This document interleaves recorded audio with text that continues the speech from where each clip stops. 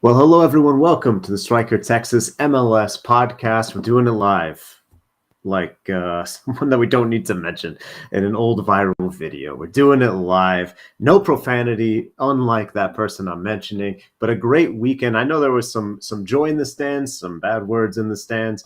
In Austin, pleasure. In Dallas, purgatory, and in Houston, not pain necessarily. Victor Ariza in Houston, but no goals for you to write about, which always makes it more difficult. Victor Ariza's in Houston. I'm John Arnold in beautiful Dallas, Texas, and Chris Bills in Austin had plenty to write about because Austin FC had, I dare say, its best ever MLS season opener. MLS is back, guys, and Austin is back in the win column.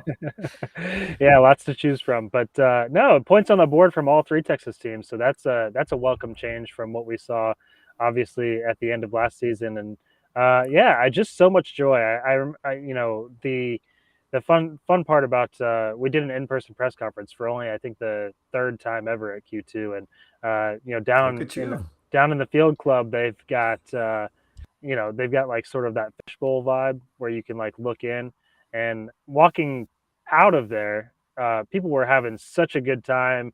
I think saw so many smiles on faces and just kind of the joy that a 5-goal win will bring to everybody that was in the building was a sight to behold. I hate the sort of like press conference as theater. I know it's like being broadcast places, but it's always so weird when someone's looking at you. Like in Kansas City, I think they were one of the first teams to do it, and it's a beautiful stadium. It's probably my favorite stadium in MLS, but you like absolutely feel like you're in a zoo as you're like kind of raising your hand and trying to get a question in, and like there's just fans like having a beer and just being like, "What's the coach going to say?" It's a very weird atmosphere. A Striker exclusive, Striker podcast exclusive. I don't want to make a big deal about this, tweet about it, whatever, but there was an intruder, two intruders in the FC Dallas post-game press conference. Nico Estevez in his first game post conference. They have that sort of setup where there's a bar adjacent to the press conference, and the door that should have been locked didn't get locked, and someone kind of stumbled in and had a few, and luckily dealt with very professionally by the FC Dallas communications team.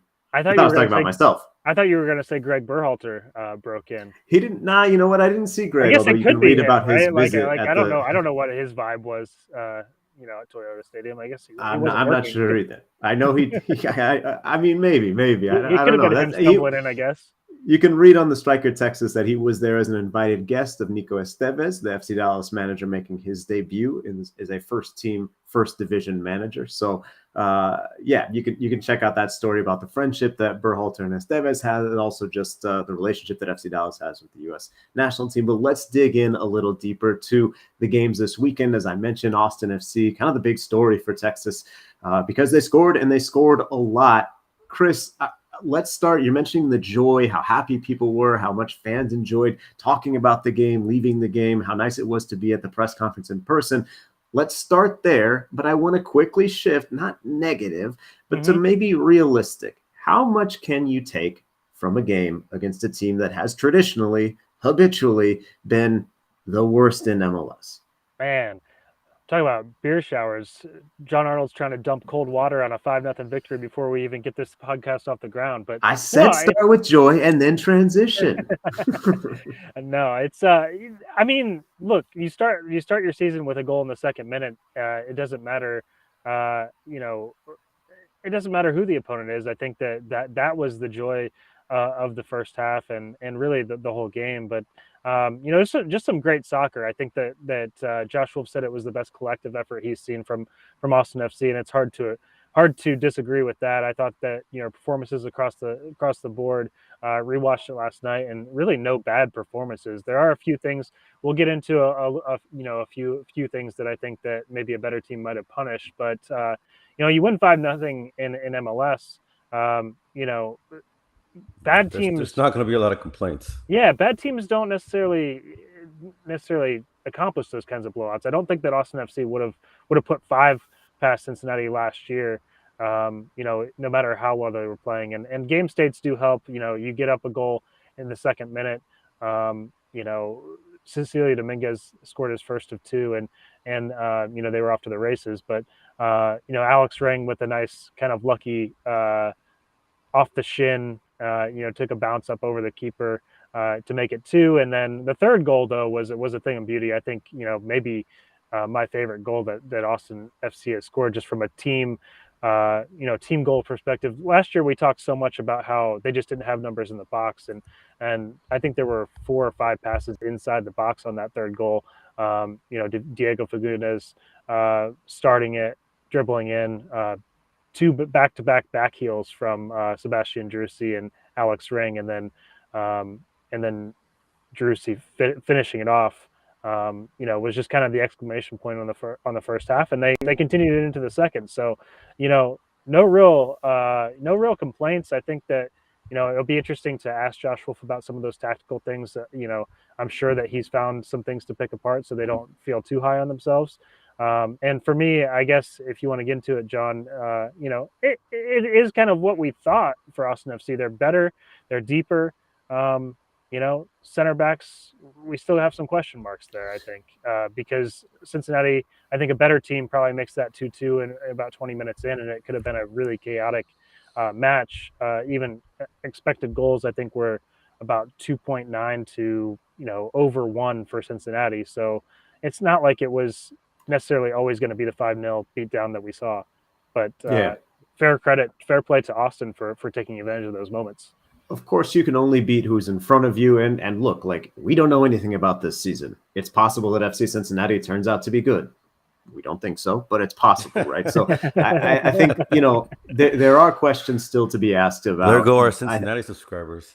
No. I think there are questions to be asked about, that center back position. We saw Kip Keller kind of, play well, I thought. And then Ruben Gabrielson makes his debut. Who knows how that kind of situation works out? I don't think it's going to be a platoon. Someone's going to have to win that job. But I think that's still a question that Austin needs to answer, and isn't necessarily going to be answered against a Cincinnati team that quite frankly, just didn't provide too much, right, in attack, except for a couple chances that they couldn't convert. So I would say it's fair that there are questions about the Austin team. The other question, I think, comes from a positive for me, which is Cecilio Dominguez going to continue this? Because it certainly looked like he was engaged, not just now and then, but from minute 1 until he left the game. And not just that engaged, would be very good news for Verde. Yeah, not just engaged, but I think that I've heard people mention this, but I thought he looked quicker, he looked fitter. He really I thought this was across the board from Austin, that especially Sebastian Drusi and Maxi Ruti were chasing down Cincinnati defenders right down to the 85th minute or whatever, whenever they both exited the game, which was pretty late on. And I thought it was really impressive, and something from the Maxi Ruti end of things, that he didn't score a goal. I don't know that he needs to score a ton if they're going to play the way not with this team. Well, if you get 5 goals from anywhere, I mean, you're fine. Yeah, exactly. But I thought the things that he did off the ball, chasing guys down, just being a menace, and having Sebastian Drusi right alongside him to do that as well. Sebastian Drusi on the fourth goal, just Jeff Cameron's corpse is on its way back to Cincinnati somewhere, because he burnt Jeff Cameron to get behind the defense and put it across to Cecilio for the second. And I mean, these guys are playing confident, and you can see the togetherness, and now they have to go take it to week 2 and build on this momentum against Inter Miami. Does Sebastian Drusi drink mate, the tea? Him and Arruti both. You got him and Arruti. What does Cecilio drink? Because Paraguayans, some of them drink it cold. That's a good question. Which is gross. I'll have to dig into that. And then Fagundes might as well. That's a story. Austin FC attack is fueled by mate. Yeah. There you go. I mean, that's at least 3 or 4. And I'm telling you, I bet Cecilio drinks it cold. It starts with a T, what they call it in Paraguay when they drink it cold. I wonder if they've got Alex Ring on that yet. Now that he's part of the attacking core, And maybe that's the biggest sign of team unity. If you see Ring with one of the thermoses or the carrying case, then you'll know. Or the Austin FC, a lot of the South American teams have like the branded, like the leather stamped, River Plate logo or whatever. That would be a very Austin thing too. So you could see that selling in Austin, no doubt. No doubt. Mate cases are going to be a thing at the Verde store before too long, I think. I'm about to say, I mean, we need to jump on this first. Find it in the Striker Texas. I won't believe it's a thing until Josh Wolf starts doing it. He'll bring him to the press conferences. And I mean, Phil West is going to get him on the train, right? Phil West got him to wear green. Why wouldn't he be able to get him to drink some mate, enjoy getting caffeinated, and kind of bonding with the players over a nice drink. I have a quick question for you, Chris. On the obviously it's one game. Top of the Supporter Shield race, if you want to feel good about something. Stop the count. No, but look, I think in midfield it was a bit cluttered last year, right? Maybe Wolf didn't know what to do there with Pochettino and Driussi, right? Having two guys that are so alike to each other. This year, maybe a hidden blessing of having Pochettino on loan to River Plate. Does that kind of just clear things up, clear up the roles in midfield, and maybe that's what has gotten Austin FC kind of absolutely. These guys know what they're doing, and that was a big part of the second part of the press conference with Alex Ring coming in. The captain, he is playing further up the pitch. He's playing true box to box role. It's not a double pivot really. There are some moments where he'll drop back, and even Sebastian Driussi was dropping back a little bit to help with the build-up, which I thought was a nice tactical move from Austin FC, and we'll see some highlights here. A great ball whipped in by Jean Kolmanich, by the way, and he looked really confident from the start. But back to the midfield, Danny Pereira also looks much better. That's your boy. Between him and Kip Keller, two MLS Super Draft picks that look to have really panned out for Austin FC and made this team even better than it could have been, otherwise. And I think that we're going to see how quickly Johan Valencia transitions in to that midfield. I thought it was interesting that he came in for Alex Ring actually, and we saw a little bit of a sort of a double pivot with Danny Pereira dropping back and playing alongside Valencia, and then kind of moving up and playing a bit of that Alex Ring role. But the roles are so much more defined. Danny Pereira, I think, will get minutes. I'm not sure if he'll ultimately be a starter if Johan Valencia is as good as we think he's going to be. And Valencia came on and got a yellow card within about 3 minutes of being on the pitch. So I think that's part of what you can expect from him. He stepped. A lot of South American guys have that adaptation. We talk about like adaptation as far as getting good, but I think the figuring out. It was a funny moment. I mean, I remember when Carlos Grezzo came into MLS, he was suspended within like 2 months. And then he started figuring out what he could get away with and became one of the best central midfielders in the league, really didn't get in card trouble. But I think there's an adaptation period for some of these guys who are used to being able to foul in a certain way or to take down a player in a certain way. And then that doesn't fly with the way the pro calls games. He committed a foul on Luchi Acosta. And then, Lucho Acosta, I think it's Luchi Gonzalez. Lucho Acosta, and he kind of stepped in front there and didn't give the space, but it was very quick. I think he like you're saying, it's the adaptation period. I don't think he's necessarily used to getting a yellow card when he just stands there on a ball and tries to just hold up play for just a second for his guys to get back. He was kind of looking at Ismail Elfath like, really? I just got on the pitch and you're going to give me a card for that? But it was Elfath. It was. I didn't realize he was the ref. Man, what? They're saving the budget for later in the season? No, I mean he got the first home game last year. All right, so that's a tradition. It's a tradition, yeah, to have Elfath out there. Next week, they welcome Inter Miami. Obviously, we'll have coverage on the Striker Texas. You can check out Chris's post-game thoughts, and he'll be looking ahead this week, as we all do for all three MLS teams, plus coverage of the Houston Dash. Make sure you subscribe to the Striker Texas. It helps us keep doing this, which we enjoy doing. Let's turn our attention to FC Dallas. As I mentioned, Nico Estevez making his debut as FC Dallas manager. Greg Berhalter was in the stands, and he saw a 1-1 draw. FC Dallas started well. A goal from Javier Obrian in the 9th minute and really controlled the rest of the first half, but was unable to put away the rest of their chances. Toronto FC finds a goal in the late in the first half. We'll see that goal right now from Javier Obrian Paul Arriola setting him up. Arriola with 5 passes that led to shots, or 5 actions that led to shots. That's the top in the game. He had a fantastic game, making his FC Dallas debut. Alan Velasco still not arrived yet. Actually, he was there on he is in town now. I think he's going through physicals, going through some medical stuff. You saw that goal vociferously celebrated after it stood, after the VAR took a look at it. FC Dallas had a couple more scoring opportunities in the first half, as I mentioned.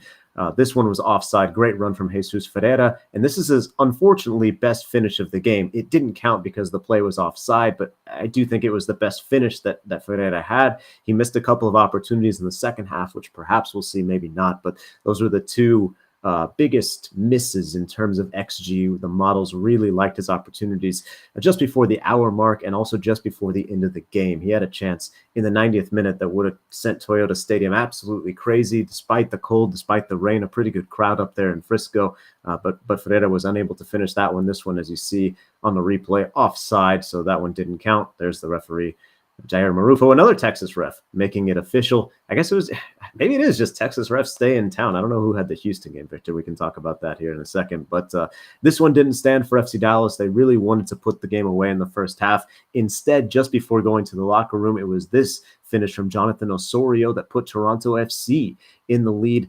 They were able to then start, I think, the second half a little better. Nico Estevez and I had a bit of a difference of opinion, but I asked him why the energy dropped in the second half. He said he didn't quite see it that way. This was a strange moment as well when Jose Martinez looked like he could have been whistled for a penalty and was whistled for a penalty, but the VAR sent Marufo to the monitor and he said, okay, no, not a foul, not a penalty. Looking at the replay, I'm not so sure still. I think this was a weird call, but once the VAR sends the referee to the monitor, he's always going to be able to find something to kind of agree with the VAR, I think. You can see Estevez, I'm not sure his reaction there, and Bradley, pretty puzzled, pretty stunned. As I mentioned, we saw a couple more opportunities there late. FC Dallas, I thought, should have put it away, but was unable to get the finish. Guys, an okay debut. I wrote in the Striker Texas that it was like totally fine. There was nothing really to celebrate in this game. There was nothing to really be like the sky is falling. I think that like fans understandably are a little gun shy or a little sort of nervous after that 2021. That things are going to go the same way. It started with a draw last season at home. It's starting with a draw this season at home. But guys, watching those highlights and looking at FC Dallas's performance, there are certainly things to correct, but there are also things I think will get better, Victor. Yeah, I think maybe a similar sentiment to what was lived down here in Houston. When you see Ferreira score, right, and it was almost just a game of inches a little bit, like maybe less, and just the opportunity there to be able to come away with the win. That's kind of what's disappointing, right? I mean, Toronto wasn't. You correct me if I'm wrong. You saw more of the game than I did, but I think it seemed like a very winnable game against Toronto, right? I mean, it didn't seem to be, and obviously, even without Insigne, I think they were expected to be dangerous. They didn't seem to be that big threat that they're supposed to be in 2022. It seemed like a winnable game for FC Dallas, and just to kind of, again, a similar situation here in Houston, just to have the offseason that you had, right? To have such a buzz around the club. I think people, are still skeptical. We saw it in the attendances in both Frisco and Houston, but just people, there was a different energy. I mean, to be fair, look, I mean, I'll criticize Frisco. I'm never one to just say, great job, crowd. I love the atmosphere at Toyota Stadium. It was like 30 degrees and raining hard. Like, it was not nice out there. Credit to the people who actually showed up. I was able to chat with some of the supporters out at the tailgate. Good crowd from the supporters. Yeah, look, there's some empty seats, but it was pretty gross out there. And this team does need to keep convincing people that they're for real, and also that the in-game environment is changing. They're trying to make all these changes, but I think the weather sort of made it difficult. You're right. This was a winnable game for FC Dallas, but I think in a way that's what makes Nico Estevez, Paul Arriola, who we spoke with after the game, kind of not too worried in a way. If one of those Jesus Ferreira chances gets finished, if one of the plays that ended up being offside, but I mean that was a story last year with all the Texas team, right? I mean, not necessarily, man. Last year they were getting beaten like handily. This year they're generating chances. They're the better team in terms of XG. They create more chances. They get more shots on target. It just doesn't go your way. I do think it could be concerning because so much is on Jesus Ferreira this season. So much is on if he, as the number 9, is able to score goals. He told me in the story that we wrote on the Striker, he wants to score 20 goals plus assists. He wants to have 20 points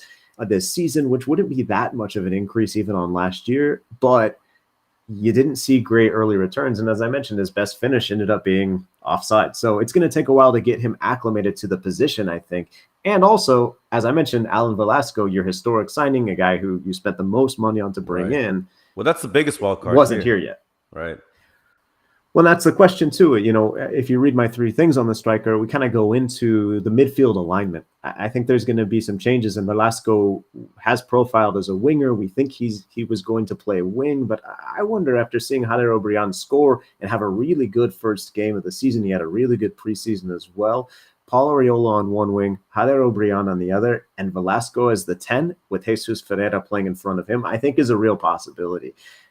I don't know if that gives you enough steel in midfield. I don't know if that gives you enough stopping power in midfield. I think it could leave some holes there because I haven't known Velasco. We haven't seen a ton of him. We obviously haven't seen him at all at FC Dallas. But I don't know that he puts in the work. But if you have a guy like Velasco out there and they're winning, if they get up to, that goal stands, right? They get up to 2-0, 3-0 lead. It becomes a little easier to defend too, right? So, just having a high-powered offense, it solves a lot of problems. Look at what happened over the weekend. And I think, and look at Houston. That's why, to me, I think there's a desire to believe and just, maybe this game just lacked an exclamation point. I agree with you. I think, over the course of the season, there's still plenty to be played for. There's a lot of positives to take away. It's not, a full doom and gloom, right? But I do think the big key with Dallas is that Velasco is already signed. There's a guarantee that, there is going to be that addition, and there's a hope that, things are obviously going to get better. As opposed to with Houston, there's rumors with Hector Herrera, but there's nothing set in stone, that you've got to fix the situation you have right now. Dallas has a tough stretch coming up, guys. Saturday, they go to New England, a strong Eastern Conference team, not easy to beat on the road, and it's a long trip. It's a day game, could do weird things to the body clock. Then they come home for games against Nashville, who was so difficult last year and made a strong start to life in the Western Conference this week. Then they host the Portland Timbers, who made MLS Cup the final last year, and then they go to Chicago. So it's a tough stretch coming up for FC Dallas.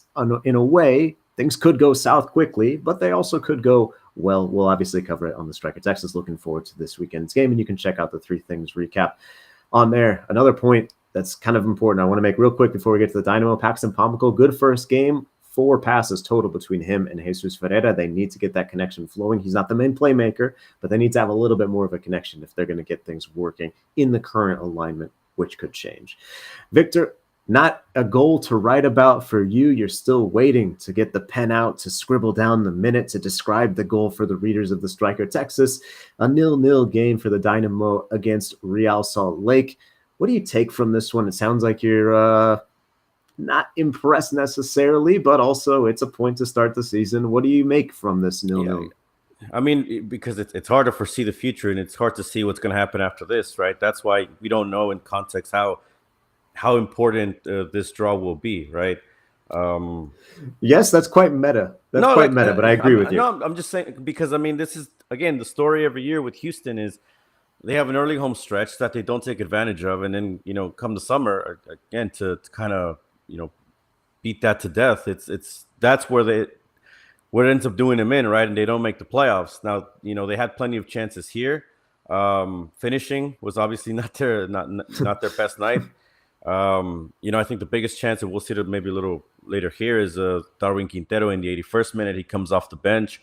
Nagamura mentioned, he thought the team was too slow in the first half. Obviously they got a little better in the second half with the substitution of Coco Carrasquilla coming in at halftime. And then obviously, as mentioned, Quintero came in later. Thoro Farson came in later. There was a play here. I don't know if it'll come out here in the short highlights, where Corey Baird, right? Again, there are some things, here from preseason that have carried over, right?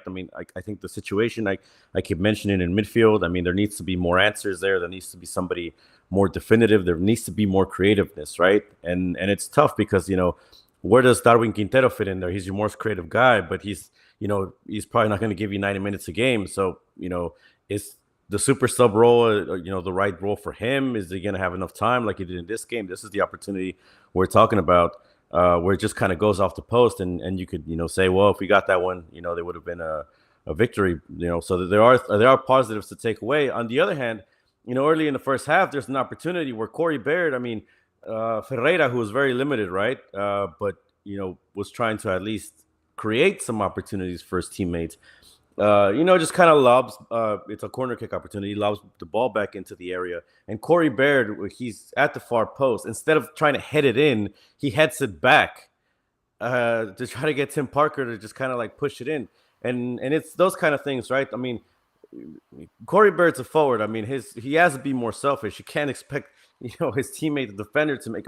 And that's one of those things where if you go back to preseason, there was a similar situation where Corey Baird doesn't take a shot, right? He instead decides to opt for Fafa, tries to give that pass.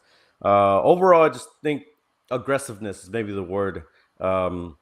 What the Dynamo are lacking. You also in midfield and aggressiveness. Frustrated with their kind of striker by committee, and I think that's kind of one where if Corey Baird isn't going to take those chances. They brought in. Here's the thing, though. They brought in Ferreira, right? He's the most expensive signing, but if they can't get the guy any service, right. That's what I was going to ask you about, Victor, because it does seem like, and I noticed this in the preseason match that I was over there that Austin played in. It just seems like the chemistry and trying to get Sebastian Ferreira, who's got all this hype as one of this club's biggest signings. It seems like they're not he didn't get a touch in the box last night. They're not finding ways to get him the ball. How did it look better with Carrasquilla coming in the second half? And Paulo Nagamura clearly searching a little bit, but did you find that to be a good sign that he was willing to make some changes at halftime and try to at least shake things up and bring some life out of this group? It looks like he's making the right changes. He obviously went with a lineup that was very close to what he did in preseason. Right. Obviously part of that is teenage Khadebe has still working his way back from the African Cup of Nations. Carrasquilla had a bit of an injury in preseason, so I think that's part of the reason why he comes in the second half.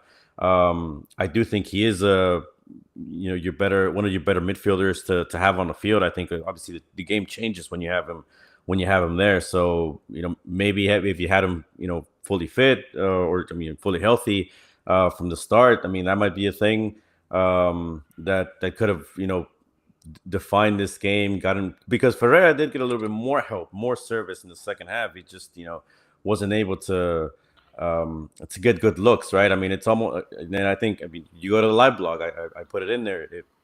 Unless Ferreira makes something out of nothing, creates a magical moment on his own, he's not going to be able to score in this game, and that's what ended up happening. It just doesn't feel like they're really playing. I was talking with Roberto, who's producing this podcast, this morning about this, and we were talking about how much Austin FC plays out of the back, and kind of almost cost itself a couple moments, but I was saying that they actually played long quite a bit early in the match, and he was saying that he thought that Houston played long way too often. Right. And didn't play through the middle of midfield. Is that something that Nagamura wants to do? Is that something that? No, I just don't think he has the players for it. You've been trying for years to get something out of Memo Rodriguez. This dude is like 25, 26. He has to take the next step where you got to find somebody else. You can't just have him on the roster because he's a Dynamo Academy product. That's not how you run a team, right? And Darwin Quintero, is he a 90-minute player? That's the big discussion. Yeah, I think that's a big question. But I think that's a big question because I think the changes, like you said, they made the team better, right? And I understand Carrasquilla is coming back from a bit of a knock, but I think in an ideal world, he starts. No doubt about it. Doesn't some of this issue get solved if they do bring in Ache? I understand what you're saying. He's not here yet. We don't know if he's coming, and he wouldn't get here till the summer. Right. But the team gets a lot better if they make that move, no doubt, right?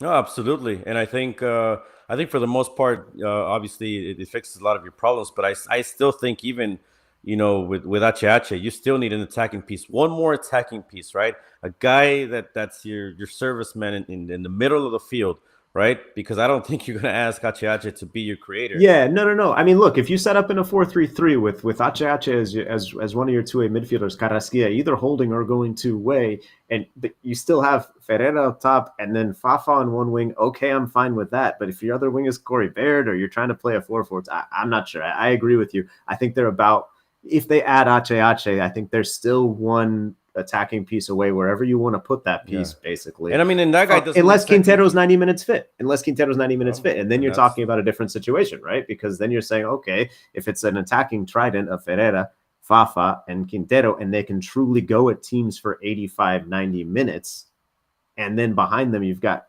Carrasquillo, or if you can get, Quintero to be a 60-minute player, right, and have Memo come off the bench, and maybe that's where he thrives. Yeah, but I mean, I still think you want one of your most dynamic attacking players to be 90-minute fit. Let's talk a little bit about how we're not being fit. None of us traveled this week, but let's talk about the best things we ate this week. I guess I'll go first. I didn't really do anything exciting, but my better half made a delicious pasta dish for our son's birthday. So shout out my son, shout out my better half, shout out pasta. Anything in Austin, Chris? I had some Torchy's tacos after the match on which is nice. It's nice to be able. Very Austin of you. Yeah, it was. My dad came into town, down from Dallas. You showed him an authentic spot. I did. We went to I like Torchy's. I like Torchy's, but it is.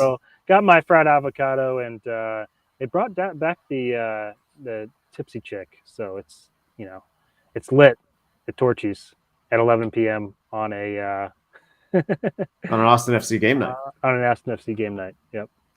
Victor, you always give us a recommendation of food that we can't attain. What's the best thing you ate this week? This one you'll like. A breakfast buffet at Doneraki over in the Gulf Gate area. So my girlfriend's mom was in town, so decided to she's Mexican, treat her out to Mexican food. I guess that if you're leaving Mexico, that's exactly what you want to do, right? It was Parents Weekend for the Striker Texas. I love it. Well, glad to get some family time in as the season starts. Hope that you're seeing your families as well, listeners, as you also enjoy all the soccer and all the content on the Striker Texas. Again, check it out. You can subscribe if you haven't done so already. There's a 30-day free trial. It is a great time to get started with the trial because you get all the season preview content.